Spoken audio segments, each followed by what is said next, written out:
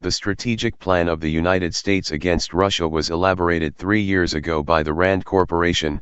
The manifesto, RAND Corp, How to Bring Down Russia, May 21, 2019. The RAND Corporation, headquartered in Washington, D.C., is a global research organization developing solutions to policy challenges. It has an army of 1,800 researchers and other specialists recruited from 50 countries, speaking 75 languages, spread across offices and other locations in North America, Europe, Australia, and the Persian Gulf. RAND's U.S. personnel live and work in more than 25 countries. The RAND Corporation, which describes itself as a non-profit, nonpartisan organization, is officially funded by the Pentagon, the U.S. Army and Air Force, national security agencies, CIA and others, agencies in other countries, and powerful non-governmental organizations.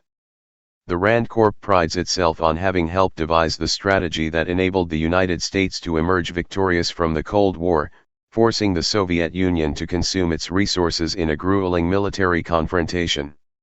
This model has inspired the new plan elaborated in 2019, overextending and unbalancing Russia, i.e. forcing the adversary to overextend itself in order to unbalance and knock it down. These are the main lines of attack outlined in the RAND plan, on which the United States has actually moved in recent years. First of all, the plan establishes, Russia must be attacked on the most vulnerable side, that of its economy strongly dependent on gas and oil exports. For this purpose commercial and financial sanctions must be used and, at the same time, Europe must be made to decrease the importation of Russian natural gas, replacing it with U.S. liquefied natural gas. In the ideological and informational field, it is necessary to encourage internal protests and at the same time undermine the image of Russia outside. In the military field, it is necessary to operate so that European NATO countries increase their forces in an anti-Russian function. The US can have high probability of success and high benefits with moderate risks by investing more in strategic bombers and long-range attack missiles directed against Russia. Deploying new intermediate-range nuclear missiles in Europe aimed at Russia assures them a high probability of success, but also carries high risks.